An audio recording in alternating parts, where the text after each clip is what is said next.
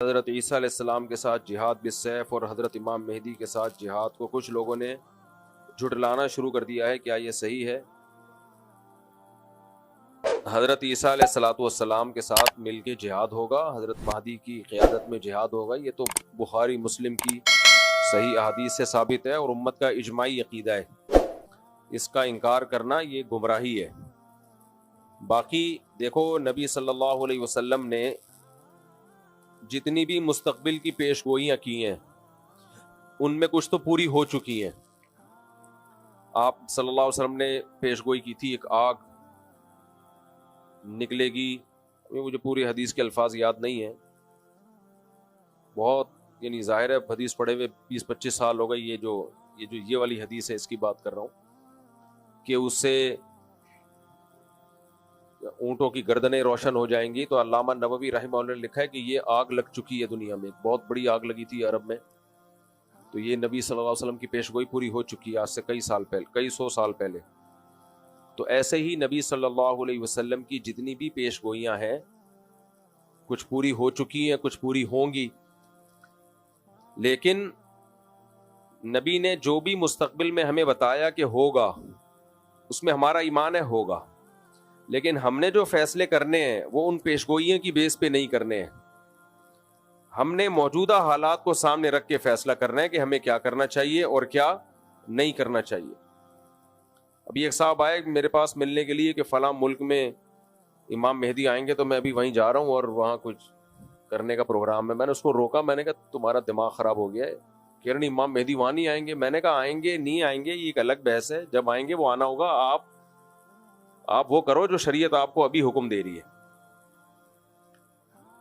اب امام مہدی دریافت ہوں گے، لوگ ان کو تلاش کریں گے بیت اللہ میں طواف کرتے ہوئے، تو اب یہ تھوڑی کہ میں عمرے پہ چلا جاؤں کہ امام مہدی آنے والے ہیں، مجھے کیا پتا کب آئیں گے۔ جب جو کام ہوگا وہ ہو کے رہے گا، ہم نے وہ کرنا ہے جس کی شریعت جس کا ہمیں حکم دے رہی ہے۔ دیکھو نبی صلی اللہ علیہ وسلم کی سیرت میں جہاد بھی نظر آئے گا آپ کو، دعوت بھی نظر آئے گی، برداشت بھی نظر آئے گا، انتقام لینا بھی نظر آئے گا، یہ سب چیزیں نبی صلی اللہ علیہ وسلم کی سیرت میں ہیں۔ انتقام بھی لیا آپ نے، برداشت بھی کیا آپ نے، جہاد بھی کیا آپ نے، جہاد کو ٹالا بھی ہے آپ نے، صلح حدیبیہ میں آپ نے جہاد کو ٹالا ہے، یہودیوں سے دشمنی بھی کی۔ ادھر توجہ کریں میری طرف، ادھر کیا دیکھ رہے ہیں؟ یہودیوں سے آپ نے دشمنی بھی کی اور یہودیوں سے معاہدے کر کے ایگریمنٹ بھی کیے جنگ بندی کے۔ تو اس سے پتہ چلتا ہے بھائی اسلام ہمیں حکم دیتا ہے گراؤنڈ ریئلٹی، زمینی حقیقت کو سامنے رکھ کے فیصلہ کرو، زمینی حقیقت کو سامنے رکھ کے فیصلہ کرو کیا کرنا چاہیے اور کیا نہیں کرنا چاہیے۔ تو دو میدان ہیں جو اسلام نے ہمیں دی ہیں، ایک میدان ہے دعوت کا اور ایک میدان ہے جہاد کا۔ تو جہاد کے میدان میں یہ فیصلہ کرنا پہلے ضروری ہے کہ کہاں ہوگا کہاں نہیں ہوگا، اس کے اسباب کیا ہیں آپ کے پاس۔ نبی صلی اللہ علیہ وسلم نے مکہ میں 13 سال جہاد نہیں کیا، اسباب نہیں تھے۔ نوح علیہ السلام نے 950 سال جہاد نہیں کیا، اس لیے کہ 40-50 لوگ پوری قوم سے نہیں لڑ سکتے تھے۔ بنی اسرائیل نے حضرت موسیٰ علیہ السلام جب تک نہیں آئے فرعون کے خلاف بغاوت نہیں کی، اور موسیٰ علیہ السلام کے آنے کے بعد بھی بغاوت نہیں ہوئی ہے۔ کیوں؟ فرعون بہت طاقتور تھا، وہ بنی اسرائیل کے بچے ذبح کر رہا تھا، تو جو قوم اپنے بچے ذبح ہونے سے نہیں بچا سک رہی، وہ اس کے خلاف تلوار لے کے کیسے چڑھ جاتی فرعون کے خلاف؟ اتنا طاقتور تھا۔ تو اللہ نے وہاں بھی اسباب اختیار کرنے کا حکم دیا۔ موسیٰ علیہ السلام سے فرمایا وَأَوْحَيْنَا إِلَىٰ مُوسَىٰ وَأَخِيهِ أَن تَبَوَّآ لِقَوْمِكُمَا بِمِصْرَ بُيُوتًا وَاجْعَلُوا بُيُوتَكُمْ قِبْلَةً، کہ اے موسیٰ آپ اپنی قوم سے کہہ دیں کہ اپنے گھروں میں نماز پڑھو اور اللہ کی مدد کا انتظار کرو۔ بس یہ نہیں کہا کہ جا کے جو ہے نا فرعون پہ چڑھائی کر دو، صبر صبر صبر۔ اور پھر ایک دن حکم آیا کہ بنی اسرائیل کو لے کے آپ مصر سے نکل جائیں، وہاں بھی فرعون نے پیچھا کیا، تو وہاں بھی یہ حکم نہیں دیا فرعون پہ چڑھائی کر دو۔ وجہ کیا ہے؟ طاقت کا توازن بولو ہے ہی نہیں، کوئی برابر بھی نہیں ہے نا، کوئی انتہائی طاقتور کے سامنے انتہائی کمزور۔ ہاں کہیں معجزہ ہو گیا تو ایک الگ بات ہے کہ کمزور کو اللہ نے بہت زیادہ طاقتور پہ غالب کر دیا، یا اللہ نے خود حکم دیا ہو کمزور کو کہ براہ راست کے لڑو, تو پھر تو لڑنے کے علاوہ کوئی آپشن نہیں ہے. جب تک آسمان سے وحی نہیں آ جاتی وہاں پھر اللہ کا حکم یہی ہے, ان یکم منکم مئۃ یغلبوا مئتین, 100 اور 200 کا ریشو کم از کم ہونا چاہیے, آدھی طاقت ہونی چاہیے. آدھی بھی نہیں ہے تو پھر اجازت نہیں ہے لڑنے کی. اتنی طاقت ہو تو جا کے کرو یہ کام, ورنہ آرام سے بیٹھے رہو, اس سے بھی جاؤ گے جو ہے. تو اس لیے اس وقت جہاں جہاد ہے وہاں تو ہے, ہم اس کے منکر نہیں ہیں, لیکن جہاں جہاد نہیں ہے وہاں لڑائی کا میدان گرم کرنے سے مسلمانوں کا نقصان زیادہ ہوگا, مسلمانوں کو فائدہ نہیں ہوگا, کیونکہ تمہارے پاس کچھ ہے نہیں لڑنے کے. تم اپنا دفاع کر لو, بہت بڑی بات ہے. ابھی تو اپنے ملک کو بچا لو بس. اور ہمارے یہاں کہتے ہیں ملک پہ ادھر جا کے چڑھائی کر دو. ادھر چڑھائی کرو گے کن میزائلوں سے؟ امریکہ سے میزائل لے کے امریکہ پہ چڑھائی کرو گے؟ امریکہ تمہیں جہاز دے گا اپنے اوپر چڑھائی کرنے کے لیے؟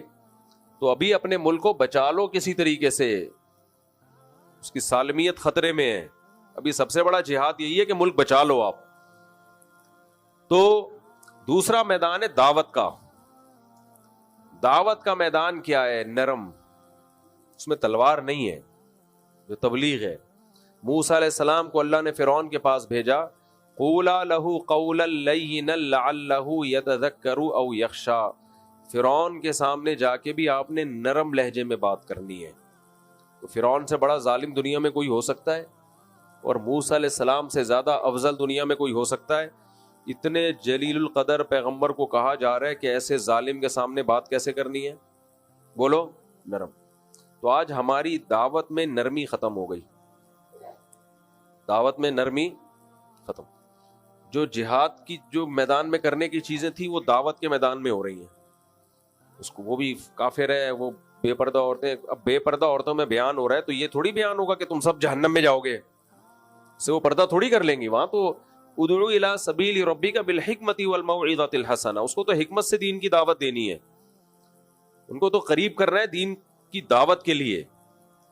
تو یہ بہت بڑا مسئلہ ہے. اب گھر میں جو شخص دیندار بن جاتا ہے وہ بدتمیز بہت ہو جاتا ہے. گھر میں جو بھائی نمازی پرہیزگار ہوگا وہ کیا ہوگا؟ بدتمیز. تو ماں باپ کہتے ہیں باقی سارے نارمل ہیں, یہ کچھ عجیب سی چیز آ گئی ہے مارکیٹ میں. اس لیے ہمارے حضرت فرمایا کرتے تھے کہ گھر میں جو دیندار بنتا ہے نا, نماز پڑھتا ہے, اس کو اپنے اخلاق بہت زیادہ اچھے کرنے پڑیں گے, بہت زیادہ اپنے اخلاق کو پہ محنت کرنی پڑے گی اس کو. تو دیندار لوگوں کو چاہیے بہت زیادہ احتیاط برتیں وہ, اس سے اللہ ان کے درجات بلند کرے گا. بات بہت لمبی ہو گئی, تو خلاصہ کلام کا یہ نکلا کہ بھائی جب امام مہدی آئیں گے جہاد ہوگا, عیسیٰ علیہ السلام آئیں گے جہاد ہوگا. ابھی آپ جو زمینی حقیقت کو دیکھ کے جو کرنا ہے آپ وہ کرو. لوگ کہتے ہیں میں امام مہدی کا لشکر تیار کر رہا ہوں, بالکل بھی آپ کو اس کی ضرورت بولو نہیں ہے. کائنڈلی آپ یہ کام نہ کریں. کہتے ہیں میں عیسیٰ علیہ السلام کے لیے ایک لشکر تیار کو, رہنے دو بس آپ. وہ لشکر کہیں اور جا کے پھٹے گا, سب کو خراب کرے گا وہ لشکر. سمجھتے ہو؟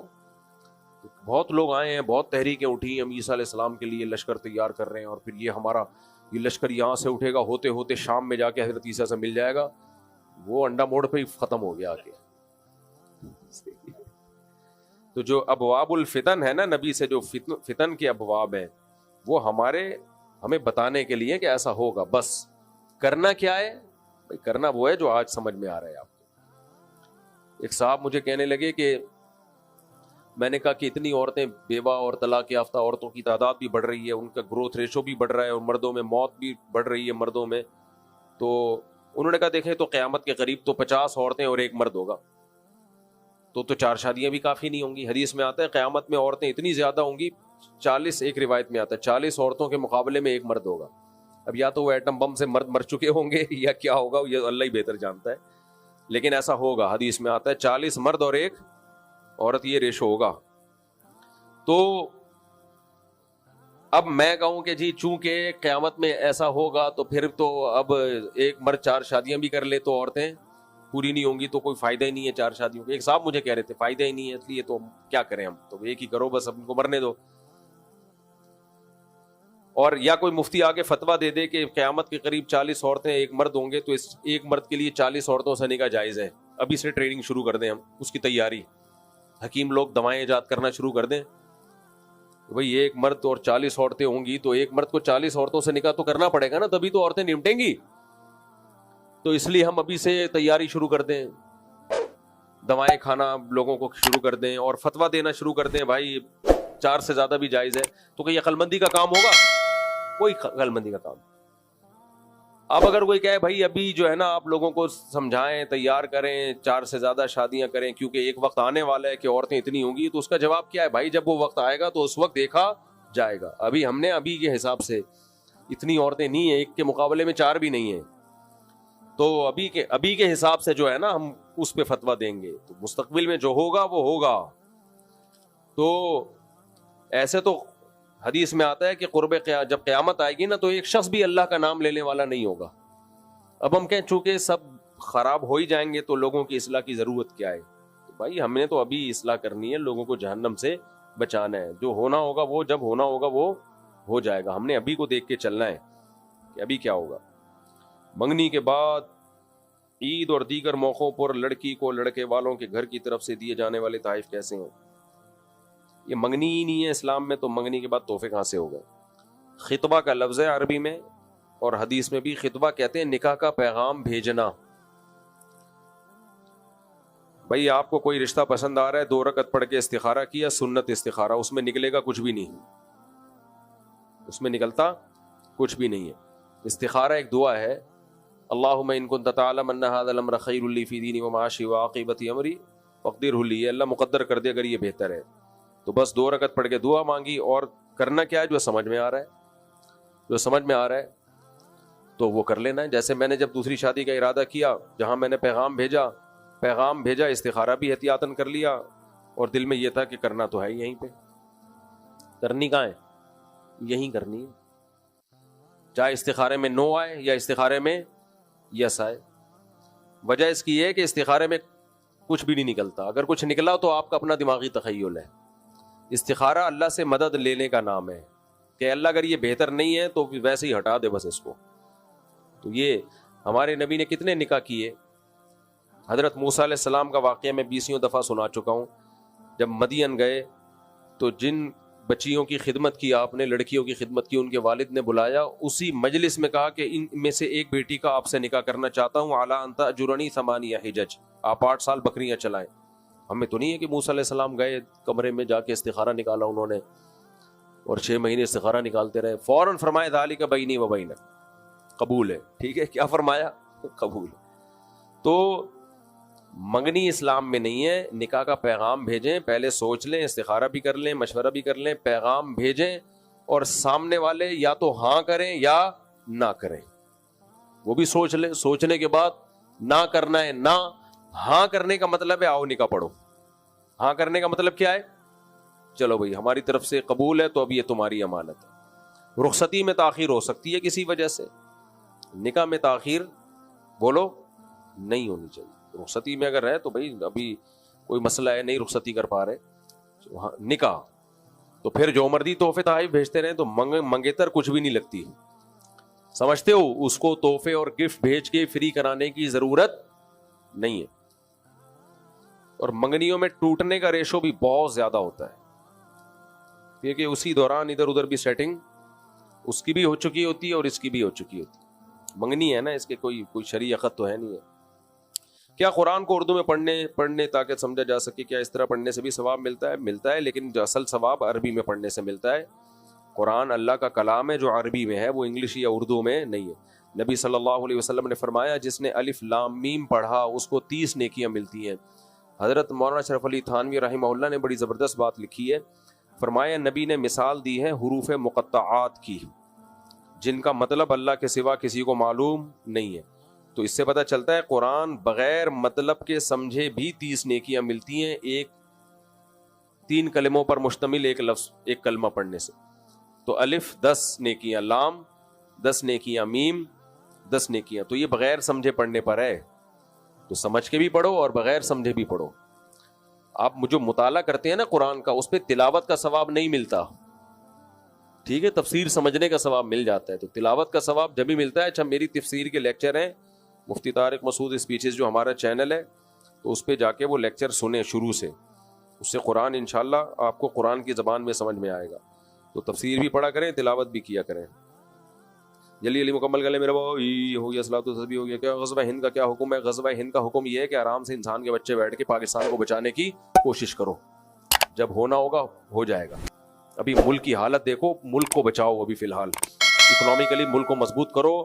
کھانے کو روٹی نہیں ہے لوگوں کے پاس. دھماکے کتنے ہو رہے ہیں, دہشت گرد ادھر, دہشت گردوں کو کچھ ڈاکو آئے تھے, ان کو پکڑ کے اللہ کا شکر ہے لوگوں نے اگلے پچھلے سب گناہ ان کے معاف کر دیے. ابھی یہ کام کرو. پھر کوئی اٹھے گا غزوہ ہند کے نام پہ چندہ کرنا شروع کر دے گا اور پھر تمہیں کہیں لے جائے گا ایسے انلیگل کاموں میں. پھر ایجنسیاں اٹھاتی ہیں, چمڑیاں ادھیڑتی ہیں, پھر مسنگ پرسن بن جاتے ہو, پھر نئے کیسز شروع ہوتے ہیں. آرام سے انسان کے بچے بنو, پڑھائی کرو, نماز پڑھو, روزہ رکھو, تبلیغ میں وقت لگاؤ, لوگوں کو دین کی دعوت دو تبلیغ میں نکل کے, اور ملک کو بچانے کی بات کرو. پیشاب کے قطروں کا گمان ہوتا ہو تو وضو کا کیا حکم ہے؟ گمان سے وضو نہیں ٹوٹتا. پیشاب کا قطرہ نکلنے کا اتنا یقین ہو کہ قسم اٹھا کے کہے کہ میرا پیشاب کا قطرہ نکلا ہے. بعض لوگ کہتے ہیں ہم کنفیوز ہیں, قسم اٹھائیں کہ نہیں اٹھائیں. اس کا مطلب نہیں اٹھا سکتے آپ. 100% یقین ہو پھر وضو ٹوٹے گا. کیا پب جی وغیرہ انہوں نے صحیح ٹائم ویسٹنگ ہے بھائی, برائی ہے یہ, اس کو سے بچاؤ اپنے آپ کو. بس آخری 2 سوال رہ گئے, ابھی ہو گئے.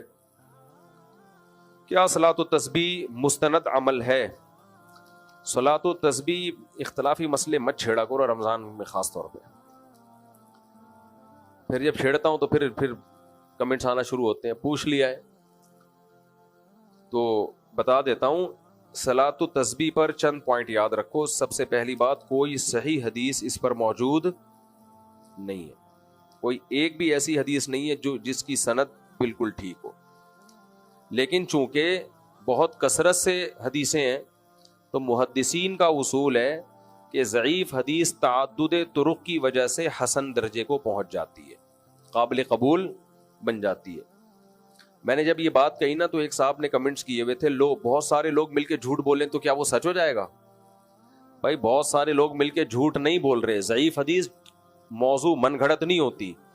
اگر راوی کا جھوٹا ہونا ثابت ہو جائے نا تو وہ حدیث ضعیف نہیں کہلاتی, وہ تو موضوع من گھڑت کہلاتی ہے. تو ضعیف کا مطلب یہ ہے کہ راوی میں کچھ سقم ہے, اس کی میں ابھی ڈیٹیل میں نہیں آتا, تو اس کی وجہ سے یقین نہیں ہے. لیکن جب بہت سارے طریقے طرق سے وہ حدیث ثابت ہوگی تو محدثین کا اصول ہے کہ وہ درجہ حسن تک پہنچ جاتی ہے. تو اسی بیس پر جمہور علماء کا مذہب یہ ہے کہ اگرچہ صلاۃ و تسبیح پر کوئی صحیح حدیث موجود نہیں ہے, لیکن چونکہ اتنے طریقوں سے اتنی سندوں سے مروی ہے تو اس میں قابل قبول ہے, لہذا اس پر عمل کرنا چاہیے. لیکن بعض علماء کا موقف یہ ہے کہ یہ اصول تو اپنی جگہ درست ہے کہ بہت ساری ضعیف حدیث ہوں گی تو وہ عمل حسن کو پہنچ جاتا ہے, وہ حدیث حسن ہوتی ہے, وہ قابل قبول ہوتی ہے, اس سے شرعی مسئلہ بھی ثابت ہو جاتا ہے.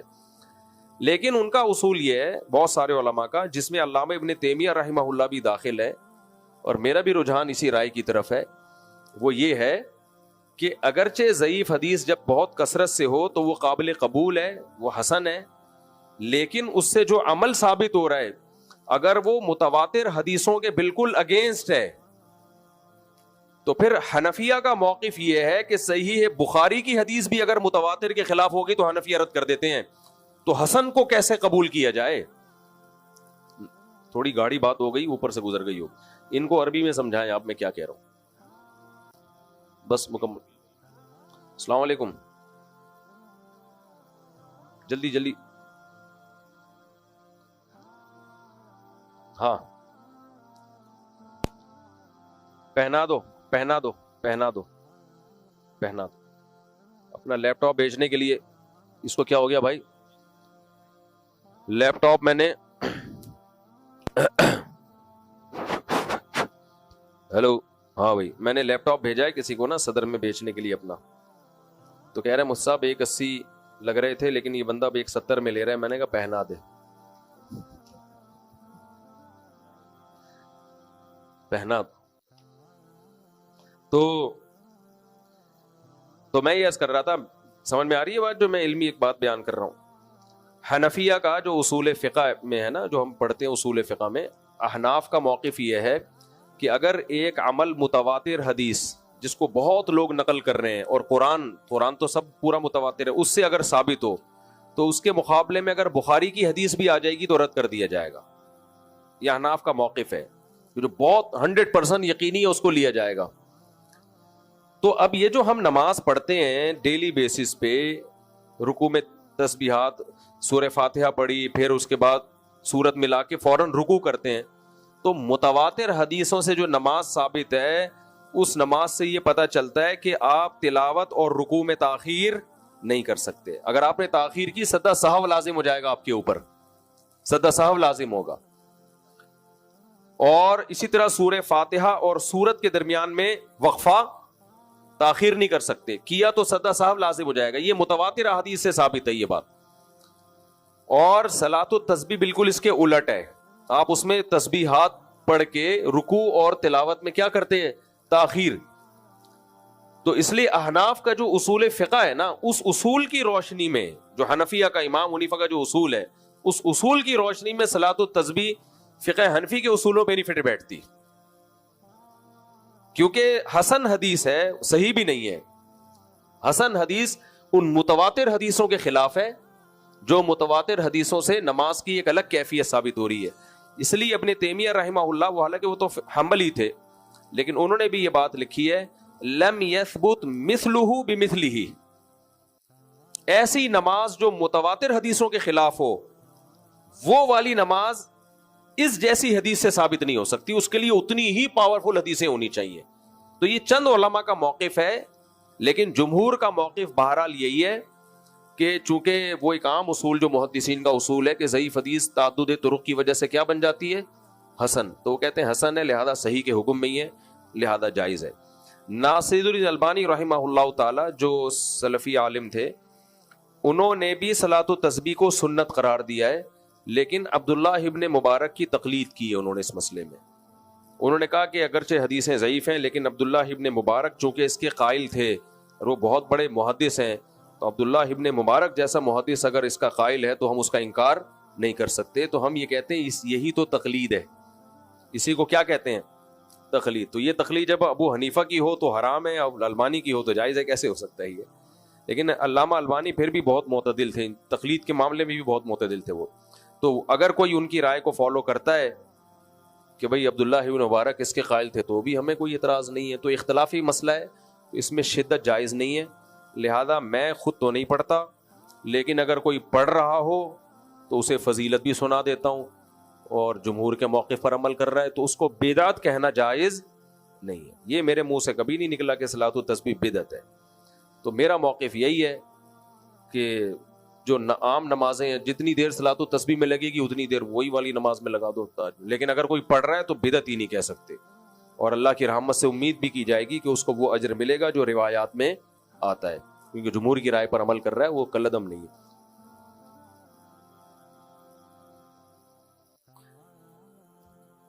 بچی کا نام آپ 2-4 نام بتائیں، ان میں سے ایک سیلیکٹ کر کے بتا دیتا ہوں میں.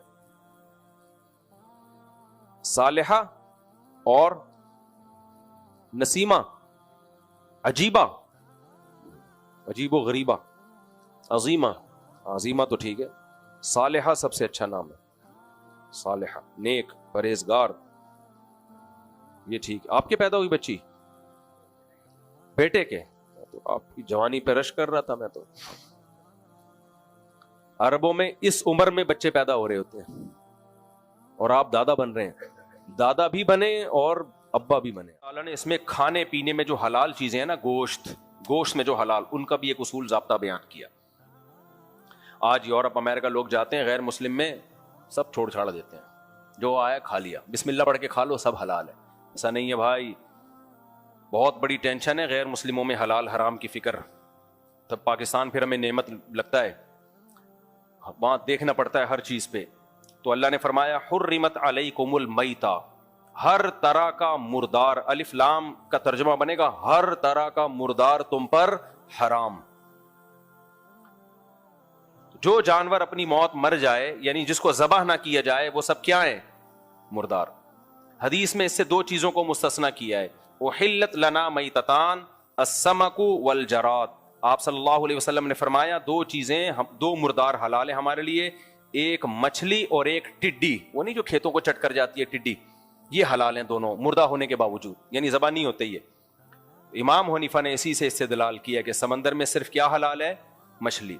ٹھیک ہے اختلافی مسئلہ ہے، لیکن اس میں امام ابو حنیفہ کا موقف بہت مضبوط ہے. آج لوگ فوراً کہہ دیتے ہیں کہ کیکڑا حرام ہے، اس کی کیا دلیل ہے؟ ایک ایک چیز کو پکڑ کے شریعت نہیں بتائے گی یہ بھی حرام ہے، یہ بھی حرام ہے، یہ بھی حرام ہے، یہ بھی حرام ہے. ایسا تھوڑی ہے، اصول اور ضابطے بیان کیے جاتے ہیں.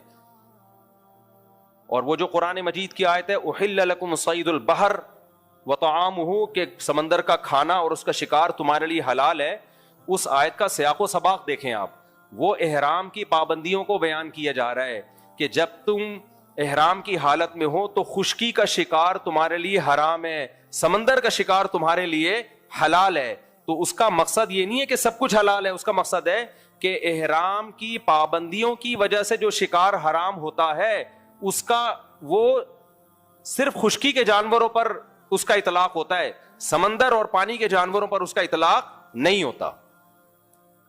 ورنہ اگر اس آیت کا یہ مطلب ہوتا کہ سمندر کی ہر مخلوق حلال ہے تو پھر سب سے بڑا سوال یہ ہے کہ صحابہ تابعین میں کوئی ایک ضعیف روایت بھی نہیں ملتی کہ کسی صحابی نے یا تابعی نے مچھلی کے علاوہ کسی چیز کو کھایا ہو. کہیں بھی نہیں ملتی ہے، کسی حدیث میں نہیں ملتا کہ کسی صحابی نے کیکڑا کھایا ہو. حالانکہ وہ لوگ شکار پہ جاتے تھے، اور ویسے بھی عرب تو 3 طرف سے پانی میں ڈوبا ہوا ہے، جزیرہ ہے، جو پانی کے علاقے ہوتے ہیں وہاں تو بہت کھائی جاتی ہے مچھلی، تو ہمیں کہیں نہیں ملتا. تو یہ بہت بڑی دلیل ہے امام حنیفہ کی کہ سمندر کی صرف مچھلی حلال ہے. پھر وہ مچھلی ہو، بھلے ویل مچھلی ہو، وہ ایک نے پھینک دی لمبی کہ ویل مچھلی فقہ حنفی میں حرام ہے، اپنی طرف سے پھینکتا رہتا ہے بیٹھ کے، کوئی حرام نہیں ہے بھائی. خود ہی پھینکتا ہے کہ ویل مچھلی فقہ حنفی میں حرام ہے، پھر نیچے لوگوں نے اوپر نیگیٹو کمنٹس کیے ہوتے ہیں حنفیوں کو دیکھو. ابے تو پوچھ تو لو کسی حنفی عالم سے کہ حرام ہے بھی کہ نہیں ہے. جب مچھلی ہے تو کہاں سے حرام ہو گئی؟ منہ سے پھوٹ بھی رہے ہو مچھلی اور اس کو حرام بھی کہہ رہے ہو. تو مچھلی ہو تو ایک سوال تو یہ پیدا ہوتا ہے کہ اگر ہر قسم کی مخلوق حلال ہے تو پھر صحابہ نے سے ثابت کیوں نہیں ہے؟ دوسرا اس سے بھی بڑا سوال ہے کہ سمندر میں ایسا ایسا گند نکلتا ہے نا کہ وہ چائنا والوں کے علاوہ کوئی بھی نہیں کھا سکتا. پھر تو مگرمچھ بھی حلال ہوگا، پھر تو کچھوا بھی حلال ہوگا، مگرمچھ کے انڈے بھی حلال ہوں گے، کچھوے کے انڈے بھی حلال ہوں گے. آپ کہہ سکتے ہو کچھوا تو خشکی کا جانور ہے، تو میں خشکی کے کچھوے کی بات نہیں کر رہا، پانی کے کچھوے کی بات کر رہا ہوں. آپ کہہ سکتے ہو بھائی کچھوا پانی کے علاوہ باہر بھی رہتا ہے، مگرمچھ پانی کے علاوہ باہر بھی رہتا ہے. زیادہ ٹائم کچھوا اور مگرمچھ وہ پانی میں گزارتا ہے، تو ایسے باہر تو کیکڑا بھی آتا ہے. پھر تو پانی کی مخلوق اسے کہا جاتا ہے جو زیادہ ٹائم پانی میں گزارے، کم ٹائم پانی سے باہر. میں ابھی افریقہ 3 یا 4 چکر تھا، جنگلوں میں ہی رہا ہوں. میں مگرمچھوں کو صبح سے لے کے شام تک ترستا تھا کہ تھوڑا سا باہر نکلا تاکہ ہم بھی تیری زیارت کر لیں. بہت تھوڑے ٹائم کے لیے باہر آتے ہیں، زیادہ ٹائم یہ کس میں گزارتے ہیں؟ پانی میں گزارتے ہیں. تو اس لیے صرف یہ کیکڑے کا مسئلہ نہیں ہے، اور ہم اس اختلافی مسئلے میں شدت نہیں کرتے، لیکن ہم اس لیے یہ اتنی مضبوطی سے بیان کر رہے ہیں کہ یہ ہمیں بے وقوف سمجھتے ہیں. پہلے زمانے میں جب اختلافی مسئلہ بیان ہوتا تھا تو کیسے ہوتا تھا؟ امام شافعی کیسے بیان کریں گے؟ بھائی میری رائے میں یہ کیکڑا حلال ہے. شوافع اس طرح بیان کرتے ہیں، ابو حنیفہ رحمہ اللہ کی رائے میں یہ جائز نہیں، ان کے یہ دلائل ہیں، ہمارے یہ دلائل ہیں، ختم. آج کیا کرتے ہیں یہ لوگ جو نئے نئے اسکالر آ رہے ہیں، مناظرے کے چیلنج، طنز، بدتمیزی، یہ اندھے مقلد ہیں، ان کے پاس دلائل نہیں ہے. ابھی وہ ایک قاری خلیل صاحب ہے نا، ان کا کلپ آیا کہ اتنا سخت لب و لہجہ اختیار کیا نا انہوں نے خواتین اور مردوں کی نماز میں فرق کے بارے میں. انہوں نے کہا میں قسم اٹھا کے کہتا ہوں حنفی لوگ جو عورتوں کو کہتے ہیں سمٹ کے نماز پڑھیں، یہ اندھی تقلید میں کہتے ہیں. چلو ہم اندھی تقلید میں کر رہے ہیں، ابو حنیفہ کیوں قائل ہیں عورتیں سمٹ کے نماز پڑھیں؟ وہ بھی اندھی تقلید میں. امام شافعی کیوں قائل ہیں کہ عورتیں سمٹ کے نماز پڑھیں؟ وہ کس کی اندھی تقلید کر رہے ہیں؟ امام مالک جو مدینہ کے اتنے بڑے عالم جن کو آپ بھی مانتے ہو، تبع تابعین کے دور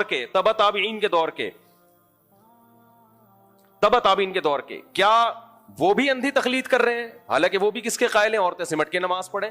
امام احمد ابن حنبل جو امام بخاری کے استاذ ہیں، وہ بھی کس کے قائل ہیں عورتیں سمٹ کے نماز پڑھیں. یہ سارے اندھے مقلد تھے. ایک آپ ہی دنیا میں آئے ہو قرآن و سنت کو سمجھنے والے، اور پھر دلیل کیا دے رہے ہیں؟ وہ میرا کلپ چلا دینا ان کے ساتھ. مجھے قاری خلیل سے ذاتی بغض نہیں ہے، آپ اختلافی مسئلہ آپ کی اگر رائے ہے تمیز کے دائرے میں بھی بیان کر سکتے ہو، لیکن یہ لوگ ایسے بیان کرتے ہیں کہ قرآن و سنت ان پہ اترا ہے، باقی پوری امت ہزاروں سال سے صدیوں سے گھاس کھا رہی تھی, کسی کو قرآن و سنت سمجھ میں آیا ہی نہیں ہے, ان پہ نازل ہوا ہے. یہ ہے جو ہمیں سمجھائیں گے غلط مسئلہ اور اتنے کانفیڈنس کے ساتھ. اور دلیل کیا دی ہے؟ پہلے تو الزام لگائیے اندھے مقلد ہیں, اور دلیل کیا دے رہے ہیں کہ نبی صلی اللہ علیہ وسلم عورتوں کے بھی نبی تھے اور مردوں کے بھی نبی, تو جیسے نبی نے نماز پڑھی ہے عورتیں بھی ویسے ہی نماز پڑھے. دلیل سمجھ میں آئی؟ تو نبی نے تو سمٹ کے سردہ نہیں کیا, تو عورتیں بھی سمٹ کے سردہ نہیں کریں. قاری خلیل صاحب میرا آپ سے سوال یہ ہے کہ پھر حج بھی عورتیں ایسے کریں جیسے نبی نے کیا ہے؟ نبی عورتوں کے بھی پیغمبر ہیں, مردوں کے بھی ہیں, تو نبی نے تو زور سے لبیک کہا ہے. آپ کوئی صحیح حدیث دکھا دو جس میں عورت کو آہستہ لبیک کہنے کا حکم ہو, کوئی دکھا دو. آپ کہہ سکتے ہو عورت کی آواز کا پردہ ہے, اس پہ کوئی صحیح حدیث دکھا دو کہ عورت کی آواز کا پردہ ہے, ٹھیک ہے نا, ہم مان جائیں گے. آپ اس پہ بھی کوئی حدیث دکھا دو. دوسری بات یہ کہ نبی صلی اللہ علیہ وسلم صفا مروہ میں دوڑے ہیں, کوئی صحیح حدیث دکھاؤ جس میں نبی نے عورتوں کو صفا مروہ میں دوڑنے سے منع کیا ہو.